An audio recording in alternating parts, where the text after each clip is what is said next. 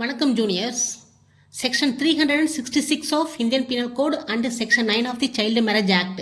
இது வந்து ஒரு சீரியஸ் அஃபென்ஸு, நான் கம்பவுண்டபிள் அஃபென்ஸ் ஆல்சோ. இந்த கேஸை குவாஸ் பண்ண முடியுமா? அப்படி பண்ணுனா அது என்னென்ன ground? Madras high court judgment date 16/12/2025, justice Jagadish Chandra, petitioner Karthi, R1 police, R2 de facto complainant, R3 பார்த்தீங்கன்னா victim, advocate Senthamizh Selvan for petitioner and additional public prosecutor for R1. இப்போது மனுதாரரும் அந்த கார்த்திக் அண்ட் R3 என்ன பண்ணுறாங்க, நீண்ட காலமாக தெரிஞ்சவங்க, பழகிட்டு இருக்காங்க, காதலிக்கிறாங்க. பெற்றோர்கள் எதிர்ப்பால் அவங்களுக்கு தெரியாமல், பெற்றோர்களுக்கு தெரியாமல் போய் கல்யாணம் பண்ணிக்கிறாங்க. இதை பேஸ் பண்ணி ஒரு R2 வந்து அந்த பெண்ணோட அம்மா வந்து ஒரு கம்ப்ளைண்ட் கொடுக்குறாங்க. அதான் வழக்கு பதிவு செஞ்சிடறாங்க இல்லைங்களா. அந்த டைம் ஆஃப் மேரேஜ் பார்த்தீங்கன்னா அந்த மனுதாரருக்கு வந்து 17 வயசு, அந்த பெண்ணுக்கு வந்து 14 வயசு. இந்த பிட்வீன் கேப்பில் வந்து 2 குழந்தை பிறந்துருது. அதனால் 2 குடும்பம் சேர்ந்து என்ன பண்ணுறாங்க, மேஜர் ஆனோன்னா 2 பேரும் கல்யாணம் பண்ணி குடும்பமாக வாழ்ந்துட்டு இருக்காங்க. இப்போ அந்த மயிலாக்கோட்டில் கார்த்திக் மேலே உள்ள வழக்கு இருக்கு இல்லையா, அதை வந்து குவாஸ் பண்ண சொல்லி ஒரு ஹைகோர்ட்டுக்கு வராரு. அப்போ அந்த ஹைகோர்ட்டுக்கு வரும்போது அந்த கார்த்திகோட அம்மா அண்டு விக்டிம் அம்மா எல்லாமே ப்ரெசென்ட் ஆகிறாங்க.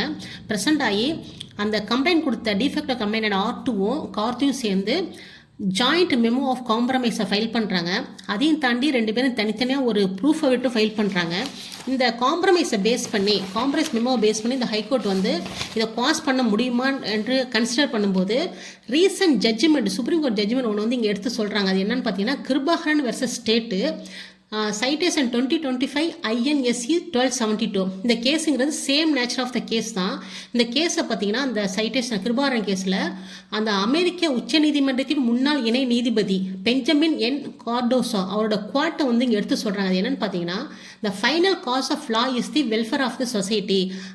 அதை மேற்குறிப்பிட்டு அப்புறம் ஆர்டிகல் 142 அந்த கான்ஸ்டிடியூஷன் ஆஃப் இந்தியா இருக்கு இல்லையா, அதில் உள்ள அந்த அசாதாரண அதிகாரத்தை வந்து வழங்கியிருக்காங்க இல்லையா, அதையும் பேஸ் பண்ணி என்ன பண்ணுறாங்கன்னா, குற்றவாளிக்கு வந்து தண்டனை வழங்குவது மட்டுமல்லாமல் நல்லிணக்கம் மற்றும் சமூக ஒழுங்கை மீட்டெடுக்கவும் சட்டம் நோக்கமாக கொண்டுள்ளன்னு சொல்லிட்டு, இது வந்து ஹீனஸ் அஃபென்ஸ் இருந்தாலும் கூட காம்ப்ரமைஸ் அடிப்படையில் அந்த குழந்தைக்கும் அந்த விக்டிம்க்கும் நலன் கருதி, அதாவது அவனோட குடும்ப லைஃப் வந்து சீர்குலைஞ்சிடக்கூடாது, அப்படி குழஞ்சிருச்சுன்னா அது வந்து ஈடு செய்ய முடியாது இழப்பாதுன்னு சொல்லிட்டு இந்த கேஸை குவாஸ் பண்ணி என்ன பண்ணுறாங்கன்னா, இந்த சட்டம் வந்து நீதிக்கு அடிப்பணிய வேண்டியுள்ளன்னு சொல்லிட்டு இந்த கேஸை குவாஸ் பண்ணிவிட்டு அந்த கார்த்திக் வந்து சில வார்னிங் கொடுக்குறாங்க. அது என்னென்னு பார்த்தீங்கன்னா, அந்த குழந்தையும் அந்த விக்டிமையும் பத்திரமா பார்த்துக்கணும், கடைசி வரைக்கும் பராமரிக்கணும், வேறு எதுவும் புகார் வந்துச்சுன்னா அது விளைவுகள் மோசமாக இருக்குன்னு சொல்லிட்டு வார்னிங் கொடுத்துட்டு, இந்த வழக்கில் முக்கியமாக ஒரு விஷயம் என்னென்னா, இது வந்து ஒரு யூனிக் கேஸு, இதை வந்து உதாரணமாக கருதப்படக்கூடாதுன்னு சொல்லிட்டு அதை சொல்லி இந்த கேஸை குவாஸ் பண்ணி முடிக்கிறாங்க. இதுதான் இந்த ஜட்ஜ்மெண்ட்.